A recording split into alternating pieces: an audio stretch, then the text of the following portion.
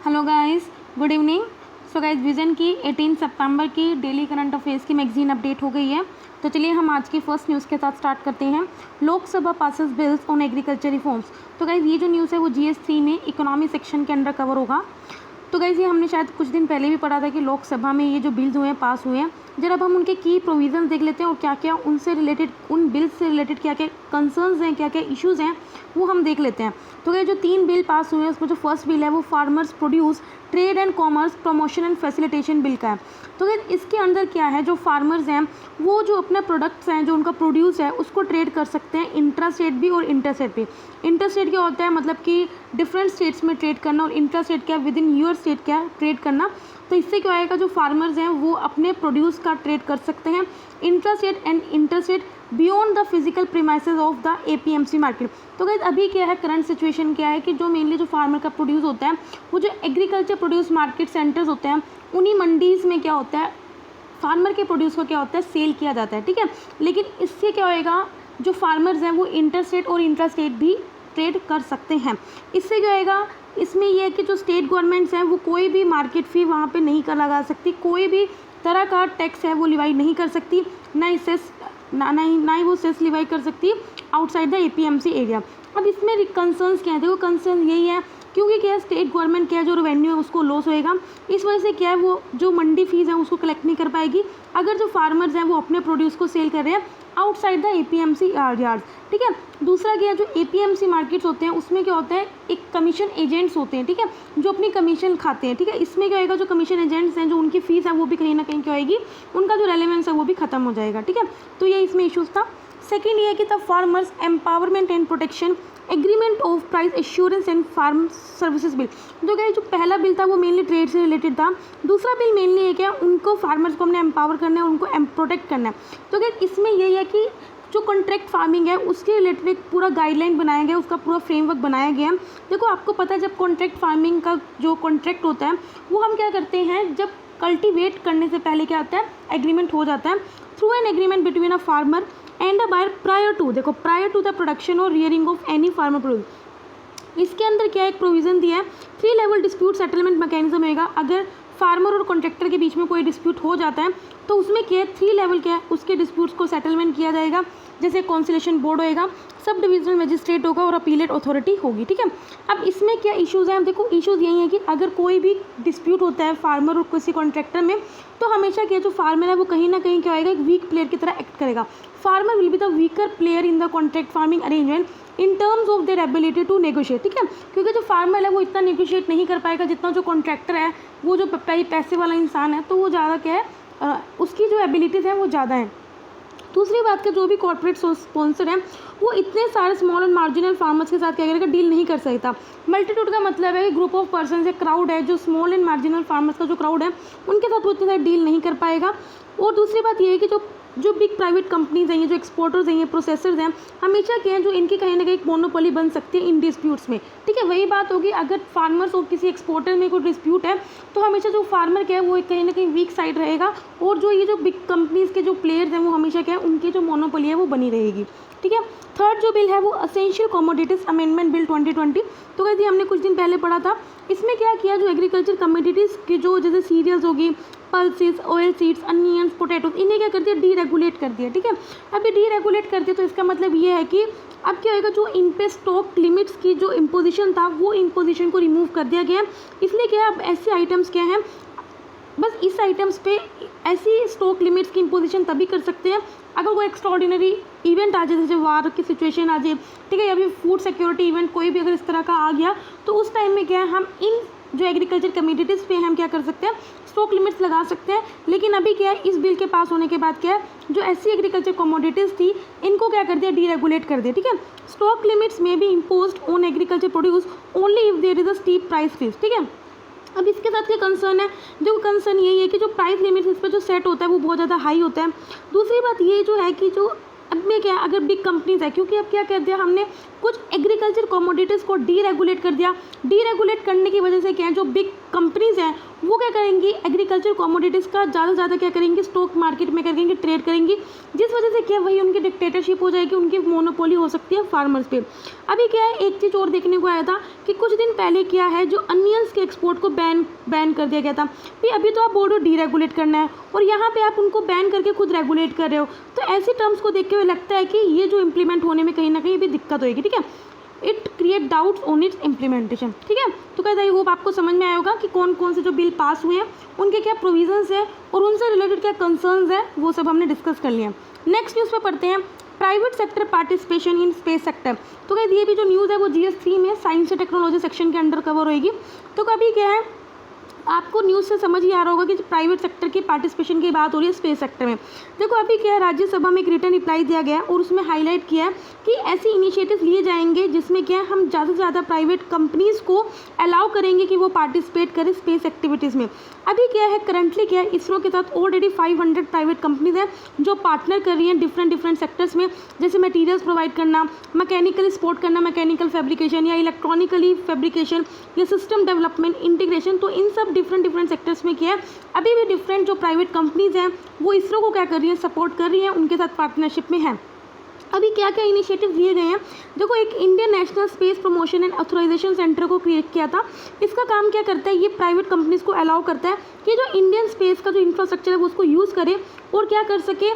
ये जो काम है, देखो जो ये सेंटर है ये क्या करता है, प्राइवेट कंपनीज को सपोर्ट करता है, प्रमोट करता है, गाइड करता है कि आप अपनी पॉलिसीज़ को इनक्रेज करो और फ्रेंडली मैनर में क्या है उसे रेगुलेट करो। ठीक है, तो गाइस आपको समझ में आएगा कि ये जो हमने सेंटर खोला है, सेटअप किया है, इसका काम यही है कि वो क्या कर सकता है, इंडिया जो स्पेस का इंफ्रास्ट्रक्चर है उसे यूज़ कर सकता है और क्या करता है, प्राइवेट कंपनीज़ को सपोर्ट करता है, प्रमोट करता है, गाइड करता है कि किस तरह से आप अपनी पॉलिसीज़ को बेहतर बना सकते हो और उसको रेगुलेट कर सकते हो।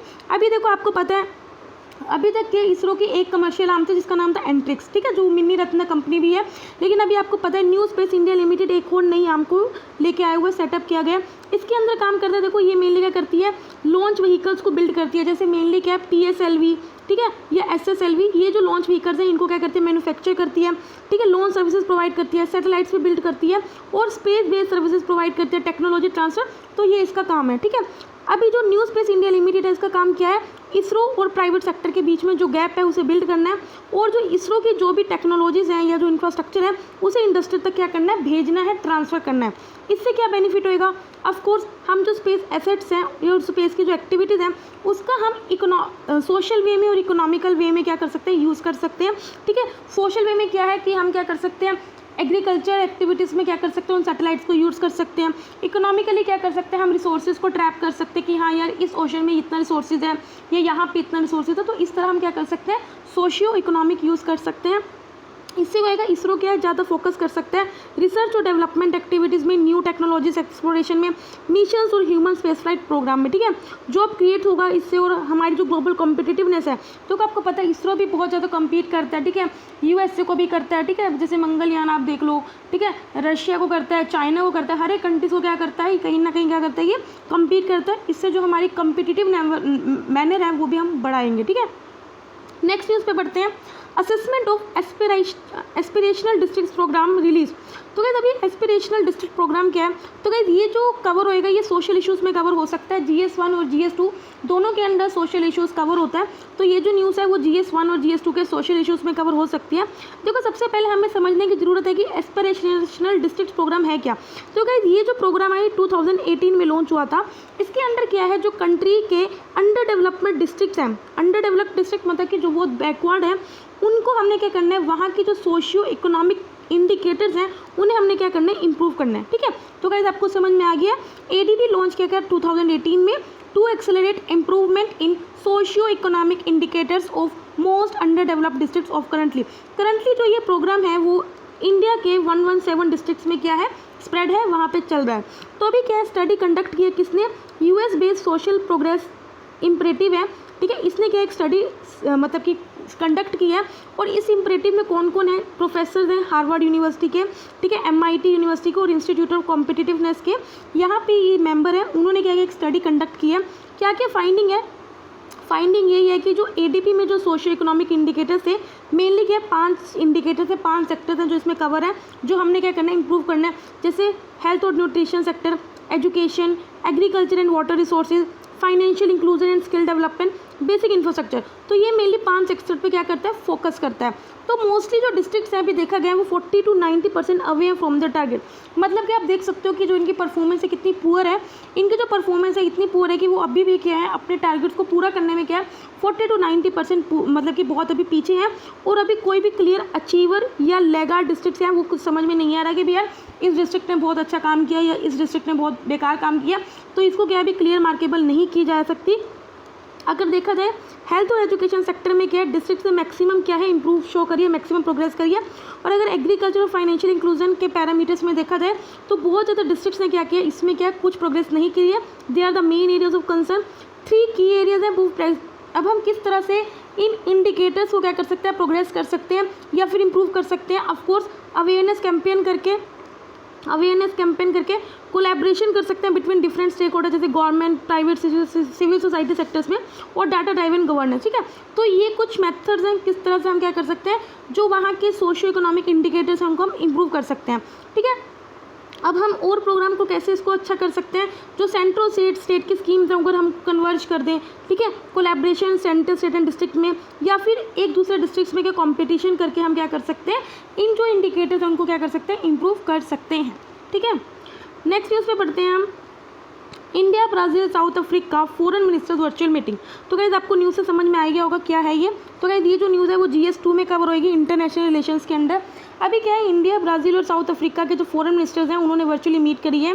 ठीक है, तो भाई इसमें क्या डिस्कशन क्या हुई है, देखो डिस्कशन यही है। देखो आपको पता है जो UN सिक्योरिटी काउंसिल है उसमें अभी मेनली 5 परमानेंट मेंबर्स हैं, that is the USA, UK, France, Russia, China. ठीक है, अभी क्या है, ये जो कंट्रीज़ हैं इंडिया, ब्राज़ील, साउथ अफ्रीका, ये तीनों कंट्रीज़ क्या है, एक दूसरे को सपोर्ट करती हैं कि UN सिक्योरिटी काउंसिल में इन तीनों में से किसी की भी क्या है परमानेंट सीट होनी चाहिए। ठीक है, तो मिनिस्टर्स ने क्या है आपस में ये बात की है कि जो UN सिक्योरिटी काउंसिल में रिफॉर्म होना चाहिए और इसे क्या है मोर इंक्लूसिव बनाना चाहिए, कॉरिस्पॉन्सिव बनाना चाहिए और पार्टिसिपेटरी इंटरनेशनल गवर्नमेंट आर्किटेक्चर देना चाहिए। मतलब आपको समझ में आ रहा है ना कि कितनी कंट्रीज़ हैं इंडिया वर्ल्ड में 193 प्लस कंट्रीज़ हैं और उसमें से UN सिक्योरिटी काउंसिल में ओनली 5 परमानेंट सीट्स हैं। तो इसका मतलब क्या, इंक्लूजन तो है ही नहीं, और वो भी जो 5 कंट्रीज़ हैं वो भी क्या है जो सुपर पावर्स हैं। ठीक है, तो इनका एम यही है कि जो UN सिक्योरिटी काउंसिल को हमने क्या करना है, मोर इंक्लूसिव बनाना चाहिए, रिस्पॉन्सिव मैनर में बनाना चाहिए और ज़्यादा से ज़्यादा लोग उसमें पार्टिसिपेट करना, तो पार्टिसिपेटिव एक नेचर उसका बनाना चाहिए, उसको इस तरह से आर्किटेक्ट करना चाहिए। उन्होंने रीस्टेट किया कि जो एग्जिस्टिंग जो अभी UN सिक्योरिटी काउंसिल का जो इंटरनेशनल गवर्नेंस स्ट्रक्चर है वो बहुत ज़्यादा इनफेक्टिव है, बहुत ज़्यादा ऑब्सोलीट हो चुका है, मतलब कि आउट ऑफ द टाइम हो चुका है। अभी जो करंट जो टाइम है, करंट जो सिचुएशन है उसके हिसाब से जो आपको टेक्नोलॉजी चाहिए वो नहीं है, इसका मतलब क्या वो ऑब्सोलीट हो चुका है और वो जो करंट पीस और जो सिक्योरिटी चैलेंजेस हैं उन्हें पूरा करने में क्या अभी उतना नाकामयाब है। ठीक है, अब क्या कर सकते हैं, इन्होंने बोला है, एक सेकेंड, साउथ अफ्रीका ने ये भी बात करी कि हम किस तरह से कोऑपरेट कर सकते हैं। मेनली इन्होंने ग्लोबल इश्यूज़ पे क्या है अपने जो व्यूज़ हैं उन्हें एक्सचेंज किया है, सिक्योरिटी कंसर्न्स को लेके, टेरर को हम किस तरह काउंटर कर सकते हैं, क्लाइमेट चेंज को लेके, सस्टेनेबल डेवलपमेंट को लेके और साउथ साउथ कोऑपरेशन को लेके। ठीक है, अभी क्या है इसके अंडर क्या एक IBSA फंड है, देखो India, Brazil, south Africa fund है, ये मेनली इसका काम किया है कि हमें क्या करना है, पॉवर्टी को एलिवेट करना है और हंगर को एलिवेट करना है।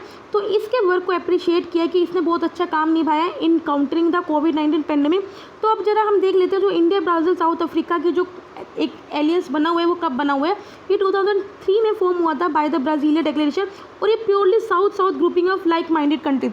देखो गाइस साउथ साउथ ग्रुपिंग का मतलब क्या है, देखो ब्राज़ील क्या है ये मेनली साउथ अमेरिका के क्या है बिल्कुल साउथ में पड़ता है और जो साउथ अफ्रीका है वो अफ्रीका कॉन्टिनेंट के बिल्कुल साउथ में पड़ता है और जो इंडिया क्या है वो एशिया कॉन्टिनेंट के साउथ में पड़ता है। तो इस हिसाब से क्या ये साउथ साउथ ग्रुपिंग है ऑफ लाइक माइंडेड कंट्रीज, मतलब कि एक जैसे जिनका माइंड है। इनको मेनली 3 एरियाज में क्या करते हैं, कॉपरेशन करते हैं कि किस तरह से हम जो ग्लोबल इंस्टीट्यूशन है जैसे जो UN के इंस्टीट्यूशंस हैं उनको हम किस तरह उनमें पॉलिटिकली और इकोनॉमिकली रिफॉर्म ला सकें। कोलैबोरेट करते हैं on projects of the common benefit of country, तीनों कंट्रीज़ के जो बेनिफिट में जो कॉमन है उन प्रोजेक्ट्स को लेकर वो कोलैबोरेट करते हैं। और IBSA फंड, तो IBSA फंड अब क्या होता है मैं आपको बता देती हूँ, India, Brazil, south Africa fund है, ये मेनली क्या करता है फाइनेंशियल सपोर्ट प्रोवाइड करता है for south owned south led demand driven transformational project है। ये मेनली डेवलपिंग वर्ल्ड को क्या करता है काम करता है और ज़्यादा से ज़्यादा फोकस किस पे करता है, लीस्ट डेवलप्ड कंट्रीज़ पे। ठीक है। सो गाइज आई होप आपको ये समझ में आया हो। नेक्स्ट न्यूज़ पे पढ़ते हैं। Pakistan plans to elevate Gilgit Baltistan to full fledged province with all constitutional right. अभी पाकिस्तान प्लान कर रहा है कि जो गिलगिट बल्तिस्तान का जो एरिया है उसे किस में बदल दिया जाए, फुल फ्लेज एक प्रोविंस बनाने जाए, एक स्टेट बना दिए जाएंगे वहाँ पे, और जो हर एक स्टेट को वहाँ पे कॉन्स्टिट्यूशनल राइट्स मिले हुए हैं वो इस प्रोविंस को भी क्या है, वो सभी के सभी कॉन्स्टिट्यूशनल राइट्स मिलेंगे। ठीक है। 2018 में पाकिस्तान गवर्नमेंट ने एक ऑर्डर पास किया था जिसका एम यही था कि जो गिलगिट बाल्तिस्तान को एक 5th प्रोविंस बनाया जाए और उसे जो पाकिस्तान के जो और स्ट्रक्चर है उसमें क्या किया जाए, इंटीग्रेट किया जाए। अर्लियर इंडिया ने ये बोला था कि जो एंटायर जो यूनियन टेरिटरी जम्मू कश्मीर की और लद्दाख की, उसमें क्या है, गिलगिट बाल्तिस्तान का एरिया भी उसी में इंक्लूड है और वो इंडिया का इंटीग्रल पार्ट है। और जो पाकिस्तान और जो उसकी जुडिशरी है वो इस टेरिटरीज को कहीं ना कहीं इलीगली और फोर्सिबली मैनर में क्या कर रहे हैं, ऑक्यूपाई कर रहे हैं। इंडिया ने पार्लियामेंट्री रिजोल्यूशन 1994 में रीअफर्म किया था कि जो गिलगिट बाल्तिस्तान का जो एरिया है वो क्या है, जम्मू कश्मीर की स्टेट का एरिया है और ये क्या है, इंडिया का इंटीग्रल पार्ट है। जब से 1947 में क्या है, हम जम्मू कश्मीर को मतलब कि हमारे पास आया था। गिलगिट बाल्तिस्तान आपको पता है जम्मू कश्मीर की प्रिंसली स्टेट का एरिया था, लेकिन ये 1947 से पाकिस्तान के कंट्रोल में है।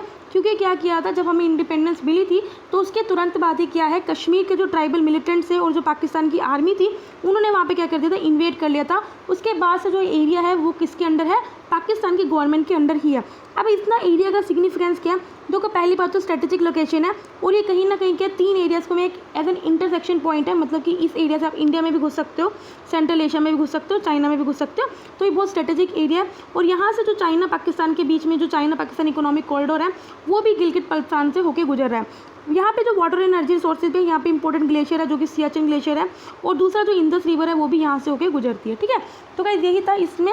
तो गाइस ये भी GS2 के अंदर ही कवर होएगा, इंटरनेशनल रिलेशंस में। आगे बढ़ते हैं हम छोटी छोटी न्यूज़ में। Basic exchange and cooperation agreement for geo spatial cooperation. तो गाइस ये जो एग्रीमेंट है क्या, देखो ये एग्रीमेंट मेनली ये होता है कि इस एग्रीमेंट से क्या होता है, जो 2 कंट्रीज हैं वो आपस में एक दूसरे की सैटेलाइट्स का जो डाटा है उससे क्या कर सकती हैं, एक्सचेंज कर सकती हैं, उसका शेयर कर सकती हैं। ठीक है। अभी क्या USA ने इंडिया को बोला है कि हमें क्या करना चाहिए, एक 4th एग्रीमेंट भी साइन करना चाहिए जिसका नाम है basic exchange and cooperation agreement. इसमें क्या होएगा, ये साइन कब होएगा, इंडिया और US में जब 2+2 मिनिस्ट्रियल मीटिंग होएगी तब क्या है, इंडिया और US से क्या इन एग्रीमेंट को साइन करेंगे।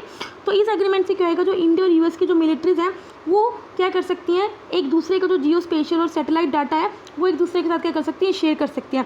इंडिया ने ऑलरेडी USA के साथ 3 फाउंडेशनल एग्रीमेंट्स को साइन किया हुआ है, जैसे logistic exchange memorandum of agreement, दूसरा है communications compatibility and security agreement, third है general security of military information agreement. ठीक है। तो ये कुछ था जो USA और इंडिया में जो एग्रीमेंट साइन हुए हैं। Air bubble agreement. तो क्या एयर बबल एग्रीमेंट क्या है, ये टेम्परेरी एग्रीमेंट रहेगा 2 कंट्रीज़ में। देखो 2 कंट्रीज़ में इस तरह का एग्रीमेंट है क्योंकि अभी कोरोना चल रहा है, तो अभी क्या है, जो इंटरनेशनल फ्लाइट्स हैं वो सस्पेंड है, तो ये चाह रहे हैं कि टेम्परेरी जब तक जो इंटरनेशनल फ्लाइट्स हैं वो सस्पेंड है तब तक हम क्या कर सकें, जो कमर्शियल पैसेंजर सर्विसेज हैं उन्हें रीस्टार्ट किया जाए। ठीक है। These are the temporary agreement between 2 countries aimed at restarting commercial passenger services when regular international flights are suspended due to the कोविड-19 पेंडेमिक। देखो ये जो एग्रीमेंट है वो रेसिप्रोकल इन नेचर है। रेसिप्रोकल इन नेचर का मतलब ये है, अगर हम उन फ्लाइट्स को स्टार्ट करते हैं तो वो इंडिया को भी बेनिफिट होगा उस कंट्री से, और जो कंट्री है उसको भी बेनिफिट होगा। ठीक है। तो इसका मतलब कि जो एयरलाइंस है दोनों कंट्रीज़ की वो सिमिलर बेनिफिट्स को एंजॉय कर रही है।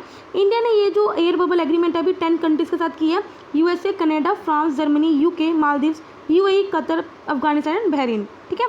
Member of parliament local area development scheme. तो कहीं ये क्या है, देखो इसके अंदर एक फ़ंड होता है, इसके अंदर जो फंड होता है वो MPs क्या है, वो अपने रीजन में क्या डेवलपमेंट प्रोग्राम्स के लिए यूज़ कर सकते हैं। देखो MPLAD क्या है, एक सेंट्रल गवर्नमेंट स्कीम है, इसके अंदर क्या है, हर एक MP को कुछ फंड एलोकेट होता है, तो वो MP क्या कर सकता है, उस फंड को कहाँ यूज़ कर सकता है, अपने डिस्ट्रिक्ट में जिस कॉन्स्टिट्यूंसी से वो इलेक्ट हुआ है, जिस कॉन्स्टिट्यूंसी से वो इलेक्ट हुआ है वहाँ पे कोई भी डेवलपमेंट प्रोग्राम को रिकमेंड कर सकता है जिसकी जो वर्थ है वो ₹5 करोड़ है, एवरी ईयर उसको मिलता है। ठीक है। तो गाइस आई होप समझ में आया। ये लोकसभा के MP के लिए। राज्यसभा MP क्या कर सकता है, जहाँ से वो स्टेट से इलेक्ट हुआ है वहाँ पे 1 या उससे ज़्यादा डिस्ट्रिक्ट्स में क्या कर सकता है, उस वर्क को रिकमेंड कर सकता है। ठीक है। और जो नॉमिनेटेड मेंबर है वो किसी भी स्टेट को चूज़ कर सकता है और वहाँ पे किसी भी डिस्ट्रिक्ट में क्या है, कोई भी डेवलपमेंट प्रोग्राम को स्टार्ट करा सकता है। सो गाइस जो member of parliament local area development scheme के अंदर जो फंड एलोकेट होता है वो कभी भी क्या होता है, लैप्स नहीं होता, ये ध्यान रखना। जैसे हर साल क्या है, जब बजट न्यू अनाउंस होता है तो क्या जो एग्जिस्टिंग जो फंड्स होते हैं वो क्या हो जाते हैं, लैप्स हो जाते हैं, लेकिन जो MPLADS के अंदर जो फंड है वो लैप्स नहीं होता। तो इसमें क्या, जो अपोजिशन पार्टीज़ ने लोकसभा में डिमांड किया है कि इसके अंदर जो फंड है उसे रिस्टोर किया जाए, जो अभी सस्पेंड कर दिए गए हैं 2020-21 और 2021-22 के लिए। ठीक है, यही न्यूज़ में था। Developmental council for footwear and leather industry, जो कि रिसेंटली किया department of promotion of industrial internal trade, that is DPIIT, जो ministry of commerce and industry के अंडर है। ठीक है, उसने एक नोटिफिकेशन इशू किया है कि हमें क्या करना चाहिए, 25 मेंबर की डेवलपमेंटल काउंसिल को क्या करना चाहिए, कॉन्स्टिट्यूट करना चाहिए। अब देखो, आप देखो नाम से समझ में आ रहा होगा, फुटवेयर एंड लेदर इंडस्ट्री, मतलब कि ये क्या काम करेगी, इसका काम यही होएगा कि देखो जो लेबर इंटेंसिव फुटवेयर और लेदर सेक्टर्स हैं इंडिया में, उनको ग्रोथ को क्या कर सके, प्रमोट कर सके। ठीक है, और उनको डेवलप कर सके। ठीक है, तो इसका काम यही है कि जो लेबर इंटेंसिव फुटवेयर और लेदर सेक्टर्स हैं इंडिया में, उनको प्रमोट कर सके, उनको डेवलप कर सके। इससे क्या होएगा, जो लोग डोमेस्टिकली प्रोड्यूस कर रहे हैं उनकी डोमेस्टिक प्रोडक्शन को बूस्ट मिलेगा एंड हम एक्सपोर्ट्स को इनक्रेज कर पाएंगे, और उन्हें एक विज़न हम प्रोवाइड कर सकते हैं कि किस तरह से आप अपने प्रोडक्ट्स को डेवलप करो, डिज़ाइन करो, मैन्युफैक्चर करो, ताकि वो एक high quality world class footwear बना सके। ठीक है, और लेदर प्रोडक्ट्स को हम बना सकें और अल्टीमेटली हम क्या कर सकें, उनको ज़्यादा से ज़्यादा क्या कर सकें, एक्सपोर्ट कर सकें। AICTE स्पाइसेस, देखो all India centre of technical education की एक स्कीम है, that is the scheme for promoting interest, creativity and ethics among student. तो गाइस आपको नाम से ही पता चल रहा होगा, हमने क्या करना है, जो स्टूडेंट्स को जो इंटरेस्ट है, जो उनके अंदर क्रिएटिविटी है, जो उनको एथिक्स है, उन्हें हमने क्या करना है, प्रमोट करना है। देखो ये जो स्कीम है वो किसके द्वारा लॉन्च की गई है, मिनिस्ट्री ऑफ एजुकेशन के द्वारा लॉन्च की गई है, ताकि हम क्या कर सकें, जो स्टूडेंट के अंदर जो एक्टिविटी है उसे हेल्दी वे में क्या कर सके, प्रमोट कर सके। स्कीम क्या करेगी, फाइनेंशियल सपोर्ट प्रोवाइड करेगी उन इंस्टीट्यूशंस को जो क्या करेंगे, स्टूडेंट्स क्लब को डेवलप करेंगे, ताकि हम स्टूडेंट्स की ऑल राउंड डेवलपमेंट कर सकें, ताकि उनके इंटरेस्ट, क्रिएटिविटी और उनके एथिक्स को हम क्या कर सकें, प्रमोट कर सकें। ये क्लब एक तरह का मॉडल की तरह होगा, ताकि जो और इंस्टीट्यूट्स हैं वो इस मॉडल पे अपना क्लब बना सकें other institutions. Next, central institute of Indian languages, जो कि सबसे पहले आपको ये पता होना चाहिए कि ये सब ऑर्डिनेट ऑफिस है मिनिस्ट्री ऑफ एजुकेशन का। ठीक है, डायरेक्टली आपसे पूछ सकते हैं कि स्टैट्यूटरी बॉडी है या सोसाइटी है। ठीक है, आपको कंफ्यूज कर देंगे, तो आपको ये पता होना चाहिए क्या है, ये सब ऑर्डिनेट ऑफिस है किसका, मिनिस्ट्री ऑफ एजुकेशन का। 1969 में सेटअप हुआ था। इसका काम यही है कि हम इंडियन लैंग्वेजेस को डेवलपमेंट कर सकें, जो माइनर लैंग्वेजेज है, माइनॉरिटी की लैंग्वेजेज हैं, ये जो ट्राइबल लैंग्वेजेज हैं, उनको प्रोटेक्ट कर सकें और उनको डॉक्यूमेंट कर सकें, लिंग्विस्टिक हार्मोनी को प्रमोट कर सकें by teaching 15 Indian languages to non native learner. ये सेंट्रल और स्टेट गवर्नमेंट को एडवाइस करती है, असिस्ट करती है in the matter of languages. ये क्या करती है, नंबर ऑफ प्रोग्राम्स को इसमें ऑर्गेनाइज करते हैं, जैसे development of Indian languages, regional language centres, national testing service. तो ये सब काम किसका है, CIIL का। लास्ट न्यूज़ है बाघ प्रिंट। तो ये बाघ प्रिंट क्या है, ये ट्रेडिशनल हैंड ब्लॉक प्रिंट है, नेचुरल कलर्स के साथ ये प्रिंटिंग की जाती है। कहाँ पे की जाती है, मध्य प्रदेश के बाघ डिस्ट्रिक्ट में की जाती है। बाघ प्रिंट अगर देखा जाए, जो इसका ओरिजिन है वो मेनली सिंध से है, जो अभी पाकिस्तान में। जो इसमें जो डाइज यूज़ होती हैं वो मेनली वेजिटेबल बेस्ड होती हैं, और जो इसमें जो मेनली कलर्स यूज़ किए जाते हैं वो रेड एंड ब्लैक होते हैं। जो इसमें फैब्रिक होता है उसको प्रिंट किया जाता है ज्योमेट्रिक और फ्लोरल कॉम्पोजिशन से। ठीक है, तो गाइस ये भी आपको पता होना चाहिए। टाइफाइड क्या कर रही है, अभी एक ट्रेनिंग प्रोग्राम को ऑर्गेनाइज कर रही है, कहाँ पे, बरवानी MP में, ताकि वहाँ के जो लोकल ट्राइबल पॉपुलेशन है उसे ट्रेन कर सके बाघ, महेश्वरी और चंदेली टेक्सटाइल क्राफ्ट्स में। ठीक है, सो गाइस यहाँ पे 18 सितंबर के डेली करंट अफेयर्स की मैगजीन कंप्लीट होती है। अगर आपको पसंद आए तो लाइक करना, और कोई भी दिक्कत हो तो मुझे कमेंट करना। तब तक के लिए बाय बाय, टाटा।